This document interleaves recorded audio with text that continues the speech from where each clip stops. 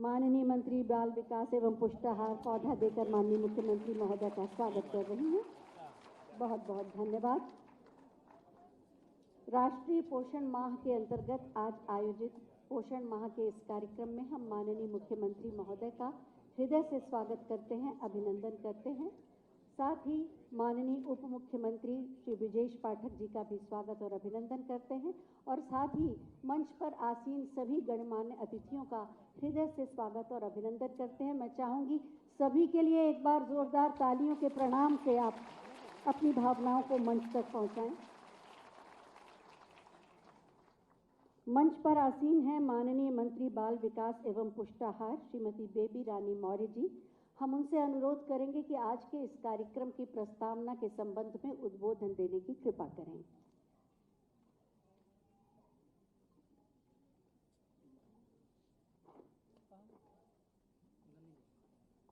उत्तर प्रदेश के यशस्वी मुख्यमंत्री आदरणीय योगी महाराज, उप मुख्यमंत्री जी पाठक जी, हमारी महिला कल्याण की राज्य मंत्री प्रतिभा शुक्ला जी, मुख्य सचिव उत्तर प्रदेश शासन, प्रमुख सचिव बाल विकास पुष्टाहार व मंच पर आसीन सभी सम्मानित जनों का राष्ट्रीय पोषण माह के कार्यक्रम में मैं स्वागत करती हूँ।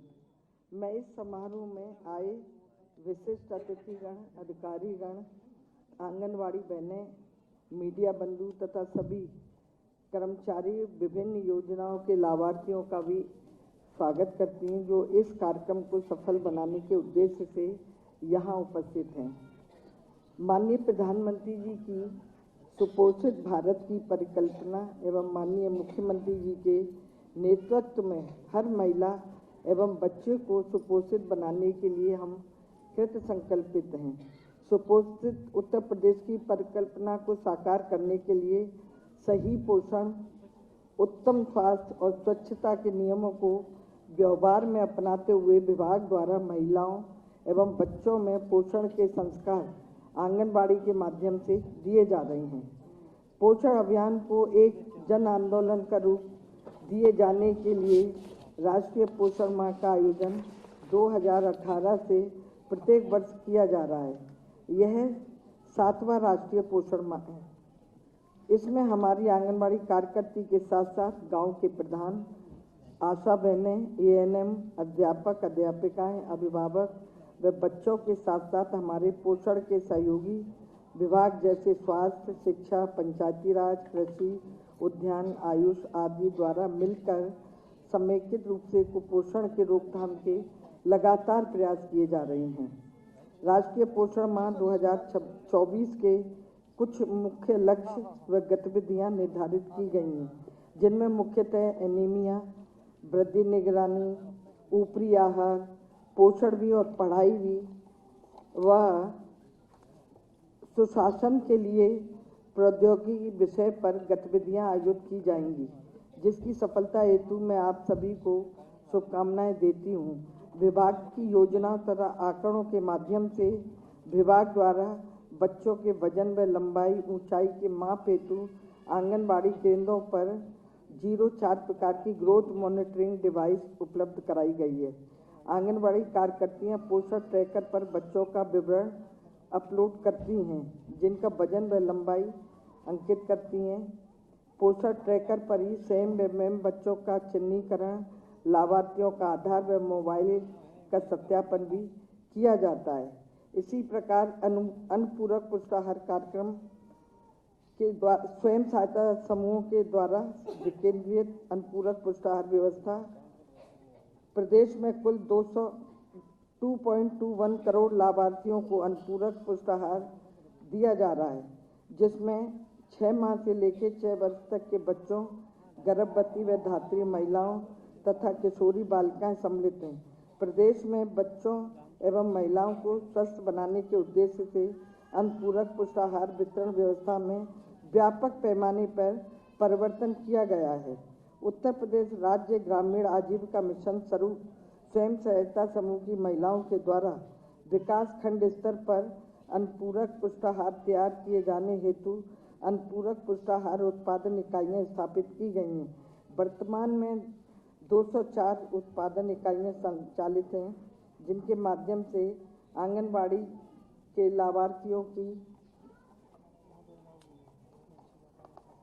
क्षेत्रीय स्तर पर तैयार फोर्टिफाइड अनुपूरक पुष्टाहार स्वयं सहायता समूह की महिलाओं के द्वारा उपलब्ध कराया जा रहा है। मिशन कायाकल्प में हम लगभग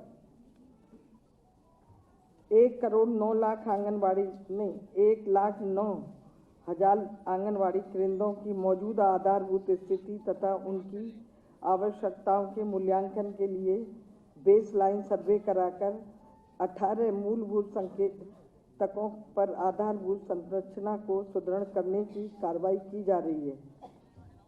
वर्ष 2017 से लेकर अब तक 18,000 से अधिक नए आंगनबाड़ी केंद्रों को स्वीकृति दी गई है तथा विभागीय भवन 2017 के पूर्व से अब तक की तुलना में दुगने हो चुके हैं। मिशन कायाकल्प के अंतर्गत प्रदेश की 834 ICDS परियोजनाओं में 18 मानकों पर आंगनबाड़ी कायाकल्प लर्निंग लैब का भी निर्माण किया गया है। हॉट कुक मील के माध्यम से हम बच्चों को गर्म भोजन दे रहे हैं। आंगनबाड़ी कार्यकर्ती की भर्ती में भी नवनिर्वाचित कुल 3,707 आंगनबाड़ी कार्यकर्तियों को नियुक्ति पत्र वितरित किया गया है। आंगनबाड़ी बहनें में सिर्फ हमारी माता और बच्चों के पोषण स्तर में वृद्धि के लिए कार्य करती हैं, बल्कि हमारे छोटे बच्चों को गतिविधि आधारित शाला पूर्व शिक्षा भी प्रदान करती हैं, जिससे इनकी मानसिक क्षमताओं में भी वृद्धि होती है। इसी क्रम में प्रदेश के समस्त 75 जनपदों में कुल 25,000 से अधिक आंगनबाड़ी कार्यकर्तियों की सीधी भर्ती पूर्ण पारदर्शिता अपनाते हुए पोर्टल के माध्यम से की जा रही है। हॉट कुक मील योजना पोर्टल का भी आज शुभारंभ होगा। हॉट कुक योजना के प्रभावी क्रियान्वयन हेतु अनुश्रवण हेतु एक पोर्टल यूपी डेस्को के सहयोग से विकसित किया गया है। इसके माध्यम से हॉट कुक फूड योजना की गुणवत्ता प्रबंधन व ट्रैकिंग को सुनिश्चित किया जा सकेगा। विभाग में 18 से 50 वर्ष आयु वर्ग की आंगनबाड़ी कार्यकर्तियों व सहायिकाओं को प्रधानमंत्री जीवन ज्योति बीमा योजना के अंतर्गत लाइफ कवर हेतु तथा 18 से 59 वर्ष की आयु की आंगनबाड़ी कार्यकर्तियों व सहायिकाओं को प्रधानमंत्री सुरक्षा बीमा योजना के अंतर्गत DBT के माध्यम से रुपए कुल लगभग 8 करोड़ 78 लाख का भुगतान किया जा चुका है। विभाग में कार्यरत 2,90,000 आंगनबाड़ी कार्यकर्तियों व सहायिकाओं को वर्ष 24-25 में 2 यूनिफॉर्म साड़ी हेतु 1,000 रुपया DBT के माध्यम से कुल 29 करोड़ का भुगतान किया गया है। प्रदेश के 45 जनपदों में 555 आंगनबाड़ी केंद्र जिनकी कुल लागत 65 करोड़ 71 लाख 20 हज़ार रुपये है, यह आज उसका लोकार्पण माननीय मुख्यमंत्री जी द्वारा किया जा रहा है। वर्ष 2018-19 से वर्तमान तक कुल 9,941 आंगनबाड़ी केंद्र भवनों का निर्माण किया जा चुका है। इस प्रकार हम कह सकते हैं कि महिला कल्याण बाल पुष्टाहार विभाग है जो मूल रूप से हमारे बच्चों का विकास अच्छा हो, जो गर्भवती बहनें हैं उनको अच्छा भोजन हम दे के एक स्वस्थ वो बच्चे को जन्म दें, ऐसी धारणा लेके हम लोग कार्य कर रहे हैं। मैं आदरणीय मुख्यमंत्री जी को विभाग की ओर से आश्वस्त करती हूँ कि पोषण के प्रति उनके संकल्प को हम सब मिलकर पूरा करेंगे। वे अपने प्रदेश को सुपोषित प्रदेश बनाएंगे और यहाँ आए सभी लोगों को फिर से मेरी आंगनबाड़ी बहनों को सबको बहुत बहुत हार्दिक शुभकामनाएं। जय हिंद, जय भारत। धन्यवाद महोदया, विस्तार से आज के इस आयोजन के बारे में जानकारी देने के लिए। पोषण माह पर आधारित एक छोटी सी फिल्म आइए देखते हैं। देश के सुनहरे कल का आधार है पोषण। माह सितंबर की विशेष पहचान है सुपोषण। बच्चों के स्वास्थ्य, खान पान और उचित देखभाल के प्रति जन जागरूकता को प्रोत्साहित करने के लिए प्रत्येक वर्ष सितंबर में मनाया जाता है पोषण माह।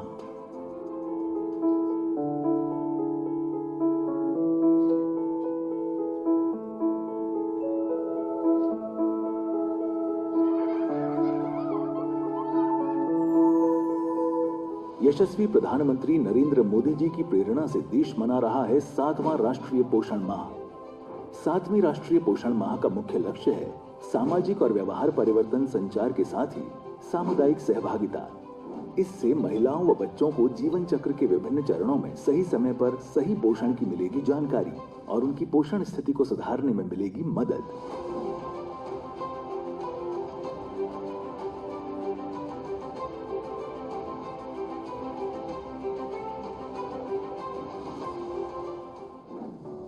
माननीय मुख्यमंत्री योगी आदित्यनाथ जी के संवेदनशील नेतृत्व में बच्चों के सुपोषण को मिली है सर्वोच्च प्राथमिकता। इस पोषण माह को सफल बनाने के लिए anaemia test, treat and talk theme के साथ ही वृद्धि निगरानी, ऊपरी आहार, पोषण भी पढ़ाई भी, बेहतर प्रशासन के लिए प्रौद्योगिकी के साथ ही समग्र पोषण की थीम पर इसे बाल विकास सेवा एवं पुष्टाहार विभाग कर रहा है संचालित। अगर बच्चा सुपोषित है, हृष्ट पुष्ट है, तो किसी भी बीमारी से ऐसे ही लड़ सकता है जैसे राक्षसी प्रवृत्ति के खिलाफ भगवान श्री कृष्ण ने अपनी लीला के माध्यम से किया था। पोषण माह के प्रथम सप्ताह में अभियान चलाकर स्वस्थ बालक स्पर्धा, वृद्धि माप प्रशिक्षण, वृद्धि निगरानी और वृद्धि माप सत्यापन जैसी गतिविधियां होंगी आयोजित। वहीं द्वितीय सप्ताह में गर्भवती महिला के वजन वृद्धि के लिए मापन अभियान के साथ ही पोषण भी और पढ़ाई भी जैसी गतिविधियों पर होगा फोकस। साथ ही तृतीय सप्ताह में anaemia test, treat and talk के अनुरूप सुपोषण अभियान को मिलेगा व्यापक स्वरूप। पोषण माह के दौरान ऊपरी आहार और जन संवेदीकरण गतिविधियों पर आयोजित होंगे विभिन्न कार्यक्रम। तो आइए इस पोषण माह में हम सब मिलकर ये प्रतिज्ञा लें कि हर घर, हर गांव, हर शहर में पोषण के प्रति लोगों को जागरूक कर उत्तर प्रदेश को बनाएंगे स्वस्थ प्रदेश, सुपोषित प्रदेश। सही आहार, उचित व्यवहार, माँ बच्चे की सेहत का आधार।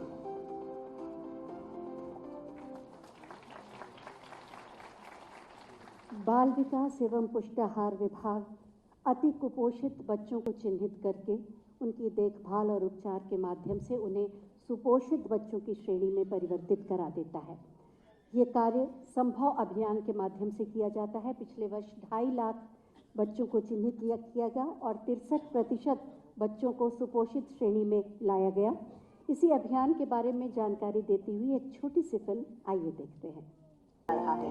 हर वर्ष की तरह इस वर्ष भी संभव अभियान की एक विशेष थीम है जो गर्भवती महिलाओं में मासिक वजन जांच, वजन वृद्धि निगरानी और पोषण परामर्श पर केंद्रित है। जब मुझे पता चला कि मैं पेट से हूँ, आंगनबाड़ी दीदी ने मेरा हर महीने वजन लिया और खान पान की सलाह दिया और मेरे बच्चे का वजन बढ़ रहा है।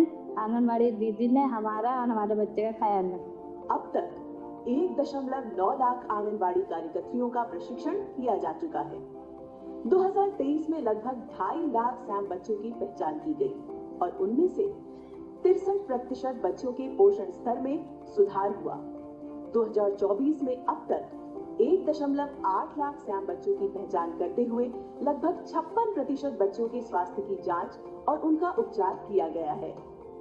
गर्भवती महिलाओं के मासिक वजन की निगरानी और उसे पोषण ट्रैकर पर अंकित करने की माप दक्षता जून में 6% से 35% तक पहुंची है। संभव अभियान की वजह से मुझे सैम मैम बच्चे की पहचान एवं प्रबंधन की जानकारी प्राप्त हुई, जिससे कि मैं समय से अपने क्षेत्र में कुपोषित बच्चे की पहचान एवं प्रबंधन कर पा रही हूँ। कुपोषित बच्चे के सुपोषित होने पर मुझे समुदाय में पहचान एवं सम्मान प्राप्त हुआ। यदि सभी हितधारक एकजुट होकर प्रतिबद्धता से कार्य करते हैं तो सफलता निश्चित है। आइए उत्तर प्रदेश को सुपोषित राज्य बनाने में हम अपना पूरा सहयोग दें। संभव अभियान के लिए मुख्यमंत्री जी को बहुत धन्यवाद। पोषण चुनो, तेज बनो। पोषण के प्रति जागरूकता जन्म के बाद से ही नहीं बल्कि गर्भावस्था से ही शुरू हो जाती है और इसीलिए हमारे यहाँ परंपरा है कि गोद भराई के माध्यम से गर्भावस्था में रह रही महिलाओं को पोषित आहार भेंट स्वरूप दिए जाते हैं और उनके सुखद मातृत्व की कामना की जाती है, क्योंकि एक स्वस्थ माँ ही स्वस्थ बच्चे को जन्म दे सकती है। तो अब मैं माननीय मुख्यमंत्री महोदय से अनुरोध करूंगी कि मंच पर हमारी 3 बहनें बैठी हैं जो गर्भवती हैं और गोद भराई के माध्यम से पोषित आहार और उपहार के माध्यम से उन्हें आशीर्वाद दें। कल्पना, मोनिका जोशी और खुशनुमा। इसमें पोषित आहार है, हाइजीन की वस्तुएं हैं और कुछ भेंट है। आप सब भी तालियों से अपने आशीर्वाद को उन तक पहुंचा सकते हैं।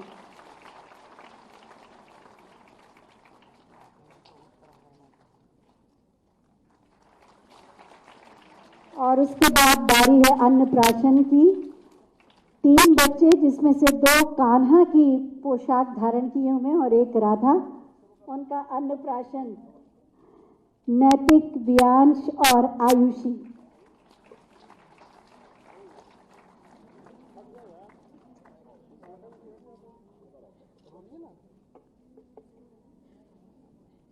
माननीय मुख्यमंत्री महोदय उनके मस्तक पर तिलक लगा रहे हैं।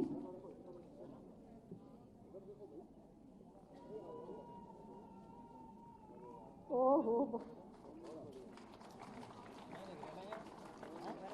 जब बच्चे माननीय मुख्यमंत्री महोदय की गोद में आते हैं तो अपने आप एक सुरक्षा का आश्वासन उनको मिलता है और पूरी आत्मीयता के साथ वो उन्हें देखते हैं।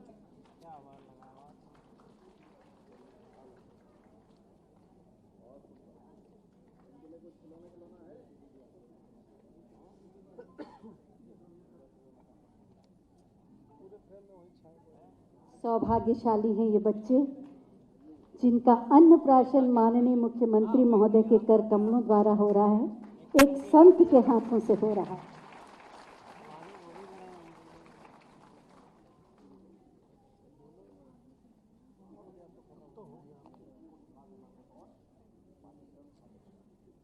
नैतिक के बाद व्यांश की बारी। दूसरे कान्हा,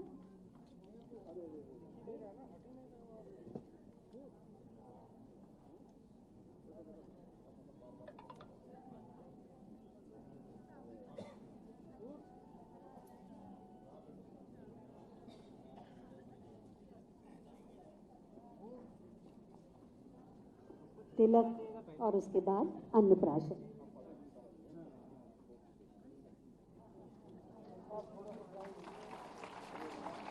जोरदार तालियों से इन बच्चों को आशीर्वाद दीजिए, स्वस्थ हो।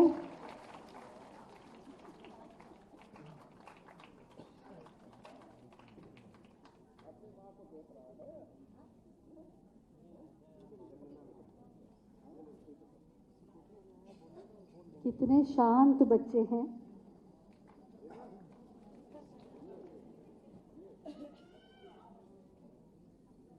जिसे माननीय मुख्यमंत्री जी की गोदी मिली है वो फिर खिलौनों की ओर क्यों आकर्षित होगा।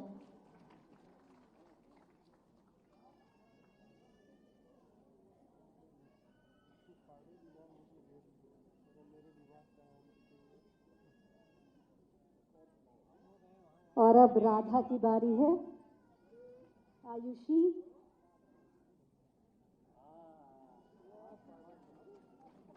और मुस्कुरा रही है।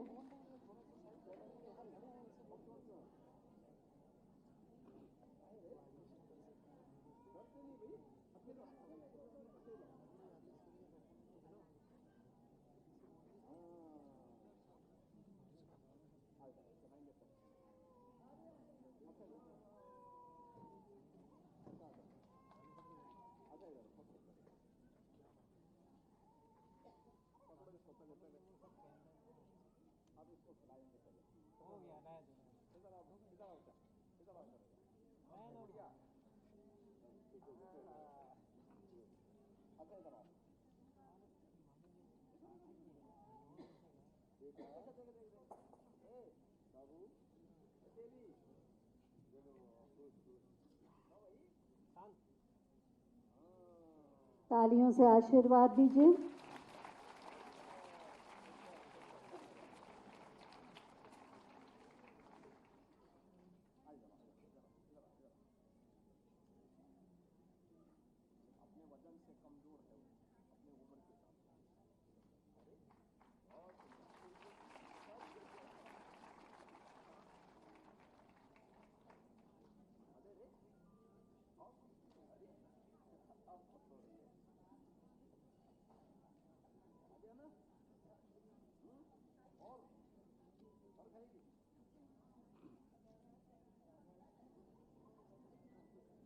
जन्माष्टमी बीत चुकी है और राधा अष्टमी आने वाली है और इस प्रकार से हम सचमुच में उस उत्सव का भी पहले से ही ऊर्जा के साथ मना रहे हैं।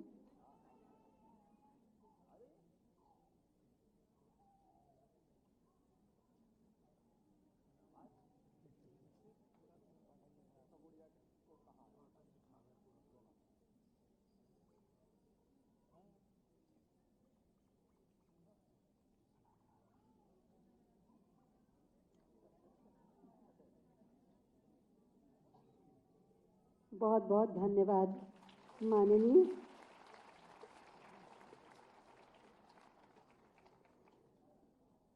कुपोषित श्रेणी से सुपोषित श्रेणी में परिवर्तित बच्चों के अभिभावक, आंगनबाड़ी कार्यकर्त्री और आंगनबाड़ी सहायिका को सम्मानित किया जाएगा। मैं माननीय मुख्यमंत्री महोदय से अनुरोध करूंगी कि वो मंच के अग्रभाग में आएं और मैं अब नाम ले रही हूं, ये सामने आ जाएं। शिवांश माता पिता के साथ हैं और आंगनबाड़ी कार्यकर्त्री जिन्होंने काम किया इनके ऊपर, श्रीमती अर्चना यादव। अति कुपोषित से सुपोषित श्रेणी में आप सबके सहयोग से ये बच्चा आ पाया।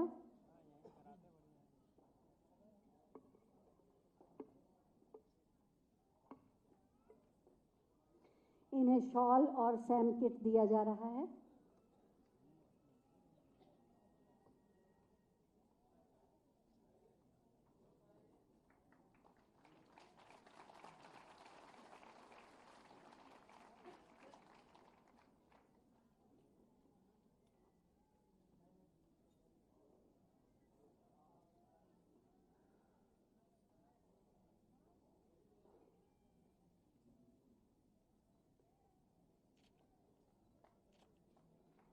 ये शॉल के साथ सम्मान और साथ ही साथ सैम किट जिसमें सभी पोषण की चीज़ें हैं, ज़रूरत की चीज़ें हैं, स्वच्छता हाइजीन से जुड़ी चीज़ें हैं, उपहार स्वरूप। दीक्षिता सिंह अपने माता पिता के साथ, आंगनबाड़ी कार्यकर्त्री श्रीमती भोला देवी, इन्होंने इनकी उचित देखभाल की।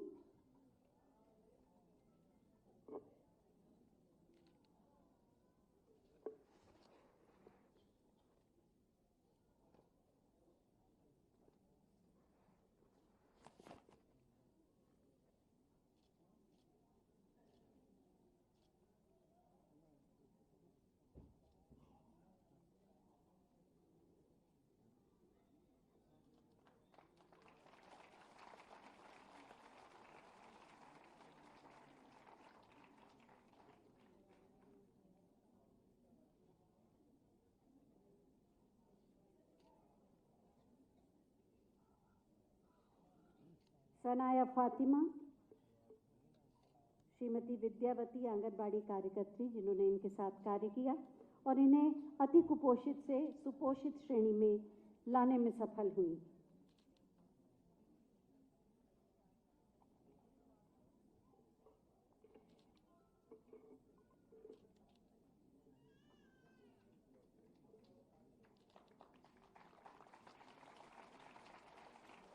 बहुत बहुत धन्यवाद माननीय।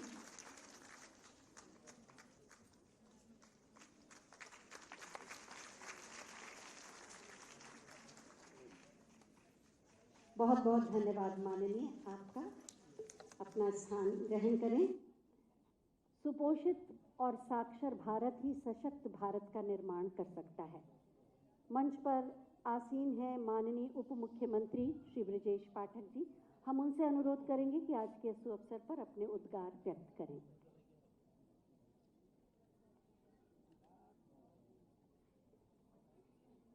बाल विकास एवं पुष्टाहार विभाग द्वारा आयोजित 7वें राष्ट्रीय पोषण माह के भव्य एवं गरिमामय समारोह में हमारे बीच में उपस्थित हैं उत्तर प्रदेश के लोकप्रिय यशस्वी माननीय मुख्यमंत्री आदरणीय योगी आदित्यनाथ जी, माननीय मंत्री आदरणीय बेबी रानी मौर्य जी, माननीय मंत्री आदरणीय प्रतिभा शुक्ला जी, उत्तर प्रदेश सरकार के मुख्य सचिव आदरणीय मनोज कुमार सिंह जी, कृषि उत्पादन आयुक्त आदरणीय मोनिका एस गर्ग जी, प्रमुख सचिव बाल विकास एवं पुष्टाहार आदरणीय रीना जौहरी जी, विभाग के सभी अधिकारीगण, हमारी आंगनबाड़ी से जुड़ी सभी हमारी बहनें, पत्रकार मित्रों, सामान्यतः प्रतिदिन किसी न किसी कार्यक्रम में हम लोग जाते हैं, लेकिन आज जिस कार्यक्रम में हम लोग आने का अवसर ईश्वर की कृपा से पाए हैं, ये अद्भुत कार्यक्रम है। हमारी आंगनबाड़ी की बहनें हमारे सामने बैठी हैं। हम उत्तर प्रदेश के सुदूर गांव में जब भ्रमण पर जाते हैं, अपनी आंगनबाड़ी की बहनों को, बच्चों को दुलारते, पुकारते, पुचकारते, खिलाते हुए और उनके मानसिक विकास के लिए विभिन्न कार्यक्रम चलाते हुए अपनी आंखों से हम देखते हैं। मैं अपनी आंगनबाड़ी बहनों को हृदय की गहराइयों से प्रणाम करता हूं, आपको बहुत बहुत अभिनंदन करता हूं। अपने बेटे को, अपने बच्चे को सभी लोग पालते हैं, लेकिन हमारी बहनें जो गुलाबी ड्रेस में सामने बैठी हैं, इन बहनों के ऊपर कल के भारत की कैसा कल होगा, उन बच्चों के सुनहरे भविष्य को बनाने की ताकत आपके अंदर है और मैंने अपनी आंखों से देखा है। ये बहनें अथक प्रयास करती हैं, पूरी जी जान लगा करके मेहनत करती हैं। सरकार के चेहरे आप सब हो, हमारी बहनें जो आंगनबाड़ी की कार्यकर्ती के रूप में हमारी बहनें बैठी हैं, सरकार के चेहरे के रूप में आप काम करते हैं। हम सब जानते हैं आंगनबाड़ी केंद्रों में जो बच्चे आते हैं उनको वास्तव में आवश्यकता होती है। कुपोषित बच्चे होते हैं, वो बच्चे होते हैं जिनके माता पिता दोनों सामान्यतः काम पर जाते हैं, या तो खेती के काम में जाते हैं या रोजी रोजगार के लिए किसी शहर में जाते हैं, पास के कस्बों में जाते हैं। उनके बच्चों की देखभाल करना, उनको पढ़ाना लिखाना, उनको बैठना सिखाना और दैनिक क्रियाओं से भी निवृत्त कराना अद्भुत योगदान आपका समाज के इस पुनीत कार्य में है। मैं पुनः आपको हृदय की गहराइयों से प्रणाम करता हूं, अभिनंदन करता हूं। सबसे बड़ी चुनौती हमारे सामने जो कल का भारत होगा, उनके बच्चों को बेहतर हमें संस्कार भी देने हैं और उनके स्वास्थ्य की भी देखभाल करनी है। मैं स्वास्थ्य विभाग की तरफ से आप सबको भरोसा दिलाता हूं, यदि कहीं भी कोई आवश्यकता होगी, आंगनबाड़ी की हमारी बहनों को, बच्चों को जो आंगनबाड़ी केंद्रों में आते हैं, स्वास्थ्य विभाग की टीम लगातार निगरानी करते हुए आपके साथ कदम से कदम मिलाकर के काम करेगा। आपके सामने जो सबसे बड़ी चुनौती है, हमारी जो बहनें हैं प्रेगनेंसी के दौरान बच्चे कुपोषित न हो, हमारी बहनें कुपोषित न हो, उनको एनीमिया जैसे जो अन्य जो दिक्कतें न होने पाए, वो सब भी आप चिंता करने का काम करते हो। मैं स्वास्थ्य विभाग के अधिकारियों से कहना चाहूंगा, हम सभी लोगों को हमारी प्राथमिक जिम्मेदारी है कि आंगनबाड़ी केंद्रों पर जो हमारी बहनें आती हैं, जो प्रेगनेंसी के दौरान उनको विभिन्न दिक्कतें हैं, उनकी व्यवस्था करें। इसके अलावा जो हमारे बच्चे आते हैं, छोटे छोटे नवनिहाल बच्चे आते हैं, उनके जीवन में कहीं कोई दिक्कत ना आए, उनके सुंदर भविष्य को बनाने के लिए उसकी व्यवस्था करें और मैं स्वयं इसकी मॉनिटरिंग करूंगा। इन्हीं शब्दों के साथ मैं माननीय मुख्यमंत्री जी का हृदय से आभार प्रकट करना चाहूंगा। जब हाल में हम लोग घुसे तो अद्भुत नजारा था। हमारी बहनें जो सुदूर गांव से चल करके आती हैं और गांव-गांव जा करके एक एक बहन से मिलकर के बच्चों की चिंता करने का काम करती हैं। वास्तव में पुनः मैं आपको प्रणाम करता हूं और बहुत बहुत हार्दिक बधाइयां देता हूं। इस अवसर पर बहुत बहुत धन्यवाद। धन्यवाद माननीय। और अब समय है हॉट कुक्ड मील योजना के अंतर्गत बाल भोग पोर्टल के शुभारंभ का। हम माननीय मुख्यमंत्री महोदय से अनुरोध करेंगे कि वो मंच के अग्रभाग में आने की कृपा करें, जिससे विभिन्न कार्यों का संपादन किया जा सके।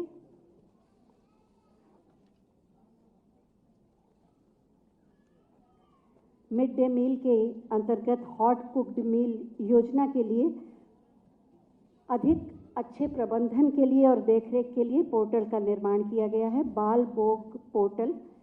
माननीय मुख्यमंत्री महोदय से अनुरोध है कि बटन दबाकर इसका शुभारंभ करें।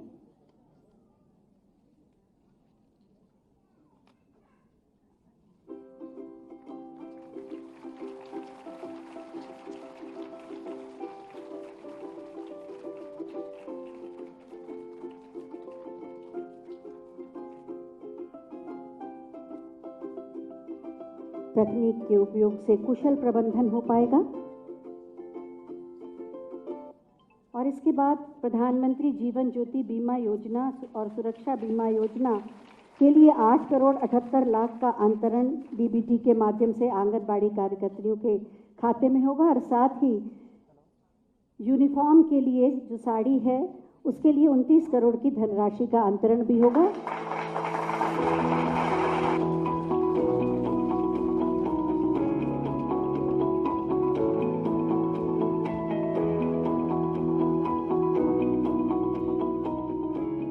प्रतीक स्वरूप 2 आंगनबाड़ी कार्यकर्त्री और 2 सहायिकाओं को साड़ी दी जा रही है। मैं आमंत्रित कर रही हूं संगीता गुप्ता और इंदु यादव को, जो आंगनबाड़ी कार्यकर्त्री हैं। संगीता गुप्ता, जैसा कि आप देख रहे हैं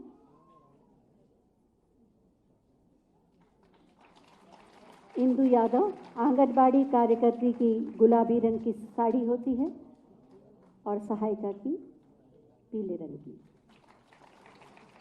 और अब सहायिकाओं को साड़ी दी जाएगी। निर्मला,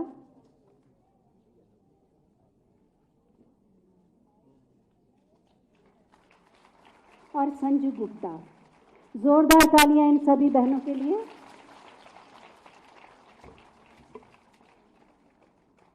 और अब हम माननीय मुख्यमंत्री महोदय से अनुरोध करेंगे कि बटन दबाकर 66 करोड़ की राशि से 45 जनपदों के 555 आंगनबाड़ी भवनों का लोकार्पण करने की कृपा करें।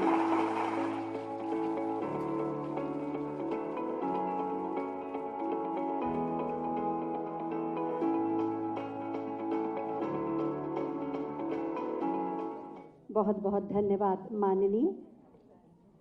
ये संभव होता है आपकी प्रेरणा से, आपके मार्गदर्शन से। बच्चों के पोषण और स्वास्थ्य के प्रति हमेशा से ही माननीय मुख्यमंत्री महोदय पूरी संवेदनशीलता के साथ कार्य करते रहे हैं और ये उन्हीं की प्रेरणा और मार्गदर्शन का प्रतिफल है कि बाल विकास एवं पुष्टाहार विभाग जो लक्ष्य निर्धारित करता है उसे पूरा करने में सफल भी होता है। मैं बहुत ही आदर के साथ माननीय मुख्यमंत्री महोदय से अनुरोध करूंगी कि आज के इस अवसर पर एक बार फिर हमारा मार्गदर्शन कर हमें कृतार्थ करें, आप सबकी जोरदार तालियों के प्रणाम के साथ।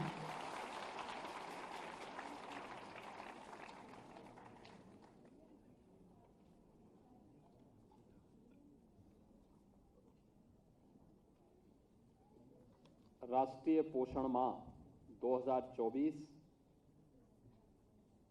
के आज के इस उत्तर प्रदेश के अंदर शुभारंभ के अवसर पर आयोजित आज के इस कार्यक्रम में उत्तर प्रदेश सरकार में मंत्रिमंडल के मेरे वरिष्ठ सहयोगी, उप मुख्यमंत्री और प्रदेश के स्वास्थ्य मंत्रालय का दायित्व जिनके ऊपर है, ऐसे श्री ब्रेस पाठक जी, प्रदेश की महिला एवं बाल विकास विभाग की मंत्री श्रीमती बेबी रानी मौर्य जी, विभाग की राज्य मंत्री श्रीमती प्रतिभा शुक्ला जी, प्रदेश के मुख्य सचिव श्री मनोज कुमार सिंह जी, कृषि उत्पादन आयुक्त श्रीमती मोनिका एस गर्ग जी, प्रमुख सचिव बाल विकास एवं पोषाहार श्रीमती रीना जौहरी जी,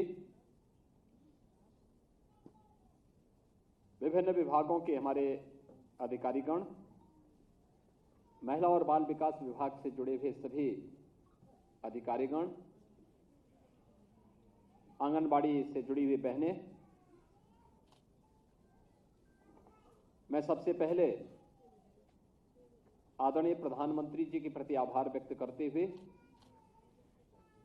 महिला और बाल विकास विभाग को राष्ट्रीय पोषण माह 2024 के शुभारंभ के लिए हृदय से धन्यवाद देते हुए इससे लाभान्वित होने वाले उन कुपोषित माताओं और बच्चों, उन परिवारजनों को मैं हृदय से बधाई देता हूं, जिन्होंने अब तक इस योजना का लाभ प्राप्त करते हुए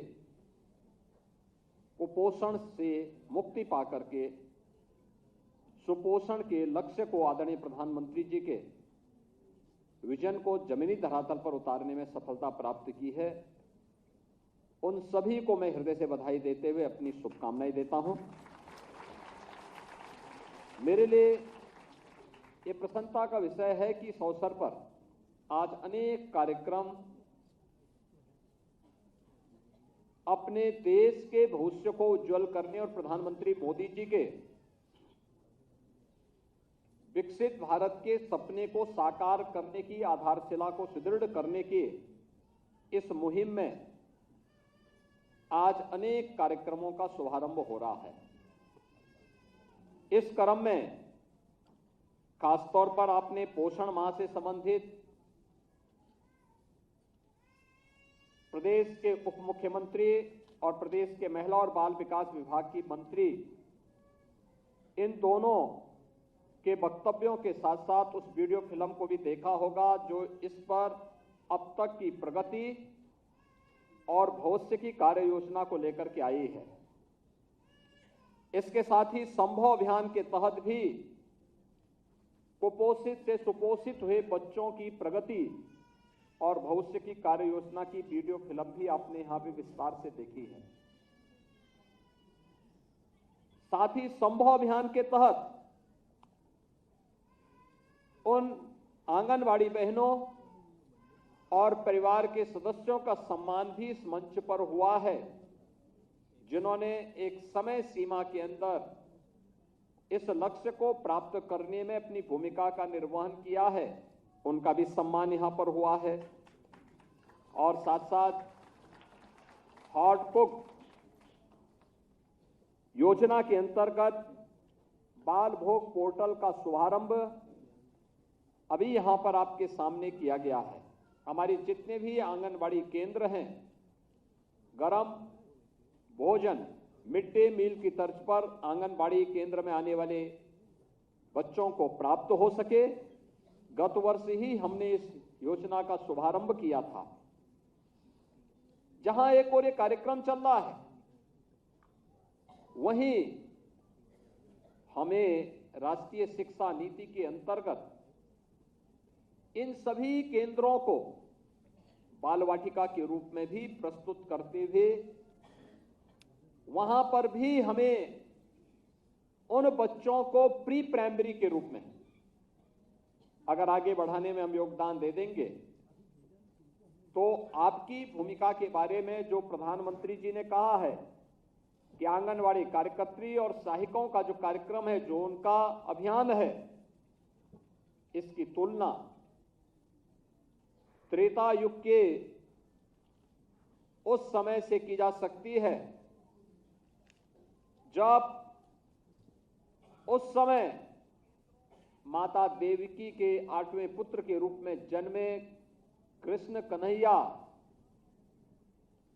की रक्षा के लिए वासुदेव जी ने उन्हें माता यशोदा की गोद में रात्रि के अंधेरे में चुपचाप रख करके और वहां से प्रस्थान कर गए थे।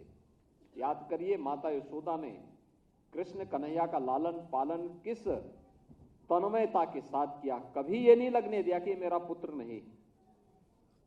और मुझे लगता है कि यही दायित्व आंगनवाड़ी केंद्र में या फिर जब आप उन कुपोषित परिवारों के पास जाते हैं तो उस समय यही दायित्व आपके सामने भी होना चाहिए, लक्ष्य यही होना चाहिए।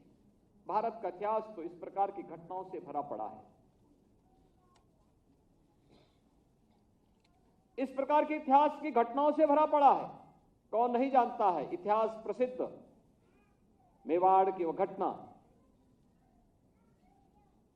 जब भारत के आन मान शान के प्रतीक मेवाड़ के राणा वंश की रक्षा करने के लिए उस परिवार के अंतिम चिन्ह को मिटाने की जो साजिश हो रही थी, उसको बचाने के लिए पन्ना भाई ने भी अपने स्वयं के पुत्र की परवाह के बगैर उस समय के राजकुमार की रक्षा की थी। और मुझे लगता है कि ये उदाहरण हम सबके सामने है, जिसके कारण हमारा ये देश आने वाले संघर्षों के योग्य बना और फिर स्वाधीन भी हुआ।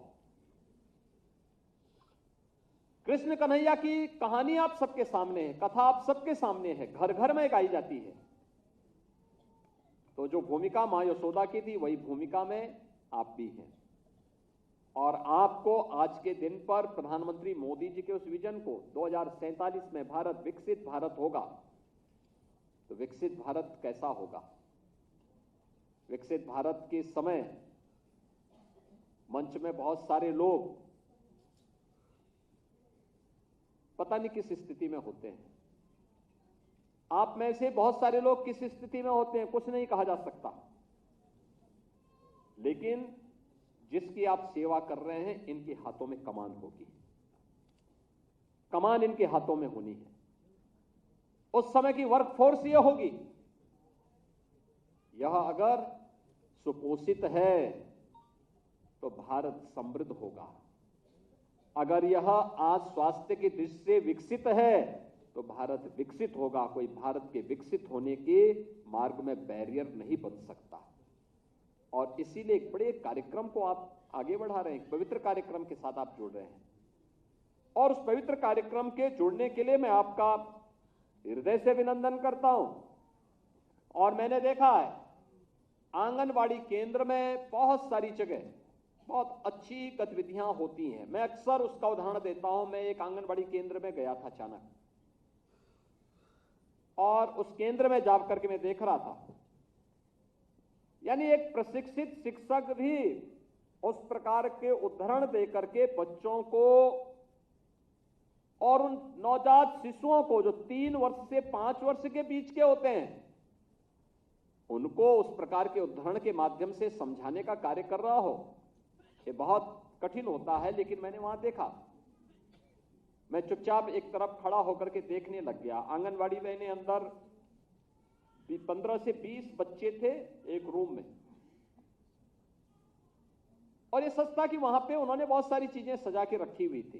खिलौने भी थे, उनके लिए फल और मिष्टान भी था, और वे बच्चे वहां पर देख रहे थे। मैं देख रहा था, बहुत सारे बच्चे बेचारे बोल भी रहे थे, लेकिन उनकी नजर वहां लड्डू पर या फल पे लगी हुई थी। लेकिन उदाहरण किस रूप में दिया जा रहा था? जैसे आंगनवाड़ी बहन वहां भी बोल रही थी कि एक एक एक, वे बच्चे फिर दोहरा रहे थे, एक एक एक, और फिर उदाहरण कह रही थी कि मेरी नाक एक, तो वे बच्चे भी यही दोहरा रहे थे कि मेरी नाक एक, दो दो दो, वे भी बोल रहे थे, फिर बच्चे दो दो दो, और फिर वो कहते थे कि मेरी आंख दो, वे बच्चे भी यही दोहराते थे। तो मैं अंदर गया, तो जैसे मैं अंदर घुसा तो उसके बाद जो है मैंने वहां पर पूछा 2 बच्चों से, मैंने कहा तुमने क्या पढ़ा, अभी क्या पढ़ रहे थे? तो एक बच्ची थी, लगभग 4 वर्ष की रही होगी, उसने कह दिया, उसने कहा कि साहब एक एक एक मेरी नाक एक, दो दो दो मेरी आंख दो। अब आप सोचिए, शरीर के अंगों की जानकारी भी दी जा रही है, लेकिन साथ साथ उसके साथ गिनती भी उनको सिखाई जा रही है। अब इससे अच्छा उदाहरण दूसरा क्या हो सकता है? सचमुच अभिनंदनीय है, ये प्रयास अभिनंदनीय है। उदाहरण के साथ हम उसे अंकों का ज्ञान करा रहे हैं, उदाहरण के साथ हम उसे अक्षर का ज्ञान करा रहे हैं, और फिर एक साथ गाते हुए गायन शैली में उन्हें पढ़ाने की प्रक्रिया के साथ जोड़ा जा रहा है। यह बहुत अच्छा उदाहरण मुझे वहां देखने को मिला। और मैं इसीलिए कहता हूं कि आंगनवाड़ी कार्यकर्ती ने या फिर आशा बहुओं ने या एएनएम ने, इन सभी सेवाओं ने जो कार्य प्रारंभ किया, उनके कार्यों को देख करके अन्य समय में उनका मूल्यांकन नहीं होता था। और स्वाभाविक रूप से मूल्यांकन का सबसे अच्छा अवसर कब होता है? जब चुनौती होती है। दुनिया के सामने, देश के सामने, प्रदेश के सामने चुनौती आई थी 2020 में, मार्च 2020 से लेकर के और 2023 तक ये चुनौती हमारे सामने थी, जब दुनिया की सदी की सबसे बड़ी महामारी कोरोना जैसी महामारी का सामना पूरी दुनिया की मानवता को करना पड़ा था और अच्छे अच्छे देश इसके सामने पस्त हो गए। लोग चिंतित थे, क्या होगा कोरोना का, कैसे उत्तर प्रदेश उभरेगा, कैसे उत्तर प्रदेश की 25 करोड़ जनता को बचाएंगे। विरासत में मिली हुई कमजोर स्वास्थ्य सुविधाएं कैसे उभारेंगे। लेकिन हमारे हेल्थ वर्कर्स ने, आंगनवाड़ी कार्यकर्तियों ने, आशा बहुओं ने, एएनएम ने उस समय कदम से कदम मिला करके चले, अपनी जान की परवाह नहीं की और घर घर जाकर के एक एक व्यक्ति की जान की परवाह की। और परिणाम क्या रहा, हमने कोरोना प्रबंधन का बेहतरीन उदाहरण प्रस्तुत कर दिया, बेहतरीन उदाहरण प्रस्तुत कर दिया। यानी जब चुनौती थी, जब संकट था, तो करके दिखा दिया कि हां, हम भी बड़ी से बड़ी चुनौती का सामना कर सकते हैं। ये कसौटी होती है किसी भी व्यक्ति की। अन्यथा बहुत सारे लोग हैं जो बड़ी बड़ी बातें हाँकते हैं। उस समय कोई विदेश छुट्टी में भाग गया था, कोई कहीं अन्य जगह गुम हो गए थे, उस समय इनका कहीं पता नहीं था। लेकिन प्रधानमंत्री मोदी जी के नेतृत्व में उत्तर प्रदेश ने बेहतरीन उदाहरण प्रस्तुत किया और हम 25 करोड़ जनता को कोरोना जैसी महामारी से बचाने में सफल हुए थे। यही कसौटी है और इसी कसौटी को ध्यान में रख करके ये भी प्रयास हुआ। आज जो यहां पर कार्य किया गया है, खासतौर पर आंगनबाड़ी कार्यकर्त्री और उनकी सहायिकाएं, इनके लिए प्रधानमंत्री जीवन ज्योति बीमा योजना के अंतर्गत उनके साथ दुर्भाग्य से कोई घटना घटित हो जाए, उन स्थितियों में उनको हम 2 लाख रुपए की सुरक्षा बीमा का कवर दे सकें। इसके लिए आज यहां पे 8,78,50,000 रुपए की राशि डीबीटी के माध्यम से उनके अकाउंट में डाली गई है, जिससे उन्हें यह कवर उसके माध्यम से प्राप्त हो सके। और साथ ही साथ उनकी यूनिफॉर्म के लिए भी यह सुविधा यहां पर प्रदान की जा रही है, जिसमें प्रधानमंत्री सुरक्षा बीमा का कवर और प्रधानमंत्री जीवन ज्योति बीमा का कवर उपलब्ध करवाने की प्रक्रिया और साथ साथ उनके यूनिफॉर्म के लिए भी डीबीटी के माध्यम से धनराशि आज उनके अकाउंट में डालने की कार्रवाई के साथ ही प्रदेश के अंदर 555 आंगनवाड़ी केंद्र नए बने हैं। और मैं तो कहूंगा कि हमारा प्रयास होना चाहिए कि हमारी पहली प्राथमिकता होनी चाहिए कि हर आंगनवाड़ी केंद्र के पास अपना भवन हो, हर आंगनवाड़ी केंद्र के पास अपना भवन हो। और हमें प्राथमिकता के आधार पर इस कार्यक्रम को आगे बढ़ाना चाहिए, कन्वर्जन के माध्यम से आगे बढ़ाना चाहिए। इसकी ताकत को हमें महसूस करना होगा। ये सच है कि पिछले 6-7 वर्षों में हमने 18,000 से अधिक आंगनवाड़ी केंद्र बनाए हैं, लेकिन बाकी जितने बचे हैं इन सबको हम एक साथ बनाने की तैयारी करें। क्योंकि यह देखिए, आज जो बच्चा कुपोषित है, यह जब तक कुपोषित रहेगा तो समाज के सामने चुनौती रहेगी। अगर हमें एक स्वस्थ और सशक्त समाज देना है, स्वस्थ समाज देना है, सशक्त राष्ट्र देना है, एक एक बच्चे पर ध्यान देना पड़ेगा। किसी भी जाति, मत, मजहब से ऊपर उठ करके उस पर ध्यान देना पड़ेगा, उसकी चिंता करनी पड़ेगी, उस पर कार्य करना पड़ेगा।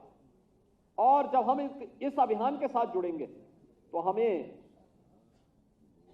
2047 का लक्ष्य भी याद आएगा। 2047 में प्रधानमंत्री मोदी जी के विजन के अनुरूप विकसित भारत देने में हम सफल हो पाएंगे। विकसित भारत के लिए हमें अभी से इसके लिए लगना पड़ेगा आंगनवाड़ी केंद्र बने, आंगनवाड़ी केंद्रों में सभी प्रकार की सुविधाएं बने, उन्हें हर प्रकार के कार्यक्रमों के साथ हम जोड़ने का कार्य करें। यहां पर कुछ चीजें हैं जो पिछले 5-7 वर्षों में जो प्रयास प्रारंभ हुए उसके परिणाम भी आए हैं। नेशनल फैमिली हेल्थ सर्वे जब हुए थे 15-16 की तुलना में, जब यह 19-20 में हुए तो इसमें जो आंकड़े आए हैं, आप आंकड़ों को नोट करेंगे, बड़े चौंकाने वाले आंकड़े हैं। और चौंकाने वाले इसलिए हैं क्योंकि कार्य इससे अच्छा हुआ है, लेकिन आंकड़े अभी भी कम आ रहे हैं। इसको और बेहतर हम कर सकते हैं, क्योंकि कई जगह बहुत अच्छा काम हुआ है। इसमें एनीमिया का जो स्तर है बच्चों में, वह 5.1% से 1%, ये इतना यानी इतना इसमें नियंत्रण में आया है। स्टंटिंग में 6.6% का सुधार हुआ है, और अल्प वजन में आप देखते होंगे बच्चा जो है, जो निर्धारित उसका वजन पैदा होते समय होना चाहिए, जब उससे कम वजन का होता है, एक प्रीमेच्योर डिलीवरी में के कारण हो सकता है, अन्य कारणों से हो सकता है, कुपोषण के कारण होता हो, लेकिन उसको सही वजन तक पहुंचाने के लिए किए जाने वाले प्रयास, इसमें भी जो प्रयास हुए हैं, इसमें 7.4% और सूखापन के कारण, सूखापन में भी 0.6% का सुधार करने में सफलता प्राप्त हुई। यानी यह नेशनल फैमिली हेल्थ सर्वे के आंकड़े बताते हैं। इसके साथ ही शिशु मृत्यु दर यह 61 से घट करके 38 हुई है, और मातृ मृत्यु दर 201 से घट करके यह 167 हुई है। ये आंकड़े बताते हैं कि जो स्मार्टफोन आंगनवाड़ी कार्यकर्तियों को प्राप्त हुए हैं, उन स्मार्टफोन का बेहतरीन इस्तेमाल करके डाटा अपलोड करना। ये डाटा अपलोड अगर आप करेंगे तो डाटा अपलोड करने के कारण ये आंकड़े आपके सुधार आएंगे। क्योंकि मैं देखता था अक्सर, एक चीज को मैं अक्सर अनुभव करता था, वो अनुभव ये करता था क्योंकि उत्तर प्रदेश की अर्थव्यवस्था को लेकर के भी इस प्रकार के डाटा को लेकर के अक्सर विवाद होता था। जब मैं देखता था तो अलग अलग विभाग अपने डाटा को अपलोड नहीं कर रहे। हमने मिशन मोड पे इस कार्यक्रम को आगे बढ़ाया, परिणाम है हर एक सेक्टर में सुधार होता हुआ दिखाई दिया, और अब भारत सरकार की साइट पर भी उत्तर प्रदेश के बेहतरीन आंकड़े उत्तर प्रदेश को भारत के विकास का बैरियर नहीं बल्कि भारत के विकास का ग्रोथ इंजन के रूप में उत्तर प्रदेश को जाना जा रहा है। क्या उत्तर प्रदेश में क्षमता, उत्तर प्रदेश कुछ कर सकता है। ये सभी कार्यक्रम केवल बाल विकास और इस महिला और बाल विकास विभाग का कार्य अकेले नहीं है, ये अंतर विभागीय समन्वय के साथ संभव होगा। ये अंतर विभागीय समन्वय की ताकत क्या होती है? यह ताकत हम लोगों को इंसेफ्लाइटिस जैसी बीमारियों को प्रभावी नियंत्रण करने से जो परिणाम आए हैं उसके माध्यम से भी हम देख सकते हैं। याद करिए, यही सीजन हुआ करता था, यही सीजन हुआ करता था। 1 वर्ष से लेकर के 15 वर्ष तक के बच्चे इसी सीजन में हजारों की संख्या में इंसेफ्लाइटिस की चपेट में आते थे। उनमें से 60% की मृत्यु हो जाती थी। जो 40% बचते थे उनमें भी आधे बच्चे ऐसे होते थे जो शारीरिक और मानसिक दिव्यांगता के शिकार हो जाते थे, पूरा जीवन उनका खराब हो जाता था। और बामुश्किल कुछ बच्चे अगर बच भी गए तो परिवार को इतना जूझना पड़ता था, बड़ी वैसी स्थिति होती थी। यही सीजन था। लेकिन 2017 में जब सरकार आई तो हम लोगों ने एक काम किया, अभियान चलाया था। आप देखते होंगे वर्ष में आज भी संचारी रोग नियंत्रण का अभियान चल रहा है। 15 दिन एक कार्यक्रम चलता है, 15 दिन दस्तक अभियान चलता है। मैं साल भर में 3 बार ये अभियान चल रहे हैं और परिणाम क्या है? जिस इंसेफ्लाइटिस में 40 वर्ष में 50,000 बच्चों की मौत उत्तर प्रदेश के अंदर हुई, आज वो इंसेफ्लाइटिस पूरी तरह से समाप्त हो गया है, पूरी तरह से समाप्त हो गया है। और याद करिए, इन 40 वर्षों में जिन 50,000 से अधिक बच्चों की मौतें हुई, कौन उसके लिए जिम्मेदार है?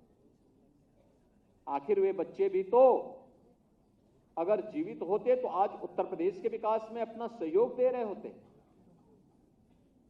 उनकी प्रतिभा और ऊर्जा का भी उपयोग हम कर सकते थे।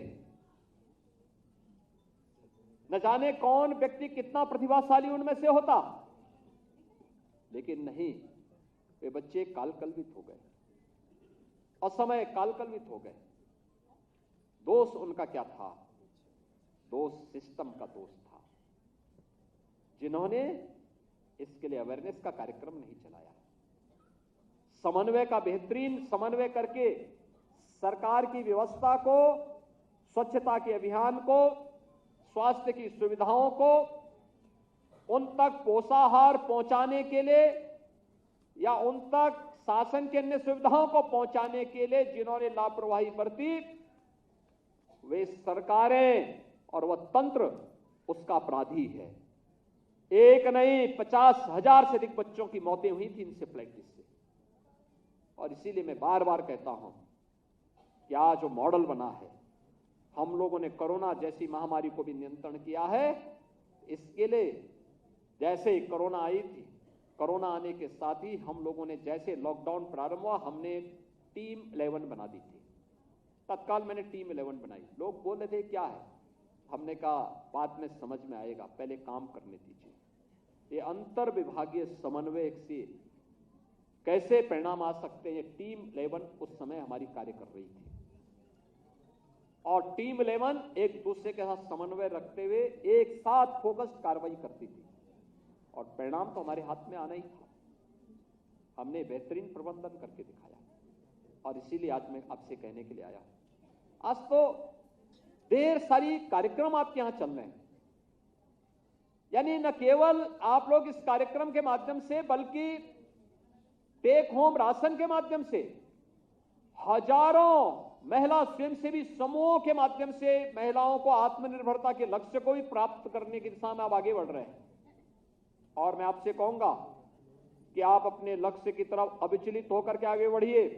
समय आपका है, आने वाला समय इसके लिए आपकी आराधना करेगा। अगर आप इन बच्चों को इस अभियान के साथ जोड़ करके प्रधानमंत्री जी के विजन के अनुरूप अपने कार्यक्रमों को आगे बढ़ाते हैं, एक एक पैरामीटर को आप लागू कर रहे हैं, तो इसका लक्ष्य पूरा हो जाता है। हमारा प्रयास होना चाहिए आंगनवाड़ी केंद्र, बाल वाटिका भी बने, और वहां पर हम लोग एक किचन गार्डन की भी व्यवस्था करें। व्यवस्था हो, हमें उस प्रकार की व्यवस्थाएं करनी पड़ेंगी। हम उस अभियान के साथ जुड़ें, एक मॉडल बना के देखें। और मैं तो विभाग से कहूंगा कि स्वस्थ बच्चों की 1 से लेकर, यानी 3 से लेकर 5 वर्ष के, 1 से 3 के बीच में और 3 से 5 के बीच में हर ब्लॉक स्तर पर स्वस्थ बच्चा प्रतिस्पर्धा भी होना चाहिए। कौन बच्चा स्वस्थ है, स्वास्थ्य के मानक क्या हो सकते हैं, स्वास्थ्य विभाग के साथ बातचीत करते हुए, और फिर उसकी प्रतिस्पर्धा होनी चाहिए। जहां स्वस्थ बच्चे हो, जिस परिवार में हो, उस परिवार की माता को भी और उससे जुड़ी हुई आंगनबाड़ी को भी सम्मान दीजिए। आप अलग से उसको इंसेंटिव दीजिए, उसको आगे बढ़ाइए, प्रोत्साहन करिए। साल में 2 बार इस कार्यक्रम को करिए, या नहीं तो इस जो प्रधानमंत्री जी ने सितंबर मास को पोषण मास के रूप में, राष्ट्रीय पोषण मास के रूप में आगे बढ़ाया है, इसी मास में इस प्रतियोगिता को करवा करके उन्हें सम्मानित करने का काम करना चाहिए। ये बड़ा अभियान होगा, इस अभियान को हमें आगे बढ़ाना चाहिए, और उन सभी पैरामीटर को हम आगे बढ़ाने की कार्रवाई करें और लक्ष्य निर्धारित करें, कितने कुपोषित बच्चे एक एक को, और फिर उन तक हमारी पहुंच बराबर हो, उन तक हम पहुंच सकें, उन कार्यक्रमों के साथ हम जुड़ सकें। अगर एक कार्यक्रम होगा तो राष्ट्रीय कार्यक्रम होगा, विकसित भारत की संकल्पना को साकार करने का कार्यक्रम होगा। उस विकसित भारत की संकल्पना को साकार करने के इस पवित्र अभियान के साथ जुड़े हुए इन मासूम बच्चों को जो कुपोषित हैं, जो माताएं कुपोषित हैं, जो किशोरी कन्याएं एनीमिया से प्रभावित हैं, उन सभी को हमें स्वस्थ बनाना है, तभी एक समृद्ध भारत की संकल्पना साकार होगी और 2047 में विकसित भारत का सपना साकार होगा। और विकसित भारत का सपना साकार होने का मतलब हर चेहरे पर खुशहाली होगी, हर चेहरे पर खुशहाली होगी। उस भारत के लिए हम सबको मिलकर के कार्य करना है।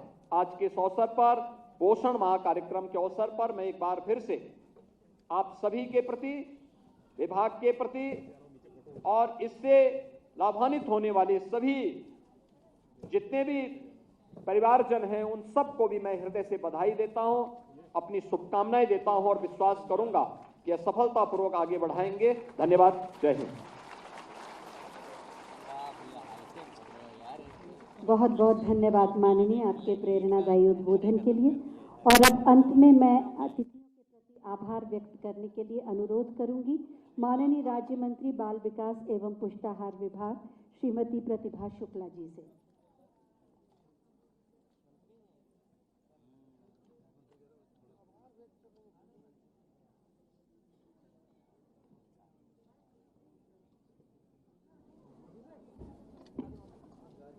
पोषण माह के इस कार्यक्रम में जो सुनहरे कल की नींव है, ऐसे कार्यक्रम में अपने मुख्यमंत्री जी का हृदय से आभार व्यक्त करते हैं। साथ ही साथ जो उन्होंने हार्ट टू मील योजना का पोर्टल का प्रारंभ किया, इसके लिए भी हृदय से बहुत आभार है।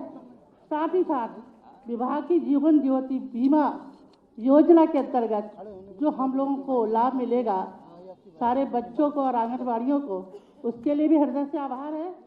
साथ ही 2,90,000 आंगनबाड़ी कार्यकर्ती और सहायिकाओं के लिए जो यूनिफॉर्म के लिए उनके खाते में जो पैसे जाएंगे, इसके लिए भी हृदय से आभार है।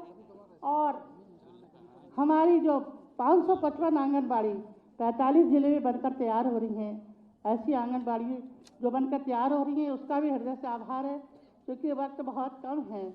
और यहाँ उपस्थित समारोह में आए सभी लोगों का हृदय से आभार व्यक्त करते हुए यहाँ माननीय मुख्यमंत्री जी, उप मुख्यमंत्री जी और महिला कल्याण मंत्री देवी रानी मौर्य जी का, मुख्य सचिव मनोज कुमार जी का और मुख्य सचिव बाल विकास पुष्टाहार सभी का धन्यवाद अदा करते हुए विशिष्टगण और सम्मानित मंच और विशेष तौर पर हमारी आंगनबाड़ी बहनें जो भरपूर प्रयास करती हैं और एक माँ की भूमिका अदा करती हैं, ऐसी बहनों का हम हृदय से बहुत आभार व्यक्त करते हैं। जहाँ भी कहीं जाते हैं, बहनों आपकी कार्यक्षमता, आपकी कुशलता देखकर हृदय बिल्कुल गदगद हो जाता है। और हम ये चाहते हैं कि माँ के रूप में ऐसे ही आप कार्य करते रहें। हमारी बहुत सारी शुभकामनाएँ हैं। बस लास्ट में इतना कहते हुए हम ये कहेंगे कि आज हम ये संकल्प ले लें कि हम सब लोग मिलकर इस पोषण माह के कार्यक्रम में सारे गतिविधियों को करते हुए अपनी अहम भूमिका के साथ इसको गति प्रदान करें और 4 लाइनों के साथ अपनी वाणी को विराम देते हैं। अभी तो असली मंजिल पाना बाकी है, अभी तो इरादों का इंतहा बाकी है, अभी तो तौली है मुट्ठी भर जमीन, अभी तौलना आसमां बाकी है। इसी के साथ बहुत बहुत आभार। और अपने मुख्यमंत्री जी के लिए एक लाइन बस ये कहेंगे कि कोई पदचिन्हों में चलता है, कोई पदचिन्ह बनाता है। हृदय से आभार के साथ अपनी वाणी को विराम। धन्यवाद महोदया। माननीय मुख्यमंत्री जी से अनुरोध है कि ग्रुप फोटो के लिए सभागार की अग्रिम पंक्ति में अपने आसन पर विराजें। आप सभी से अनुरोध है अपने स्थान पर बैठ जाएं, अपने स्थान पर बैठ जाएं, खड़े ना हो, अपने स्थान पर बैठ जाएं, वरना आपके पीछे वाले की फोटो नहीं आएगी। सभी लोग व्यवस्थित होकर अपने स्थान पर बैठ जाएं। हमारी आंगनबाड़ी कार्यकर्त्री बहनें गुलाबी रंग के परिधान में, ऐसा लग रहा है गुलाब के बगीचे में गुलाब वाटिका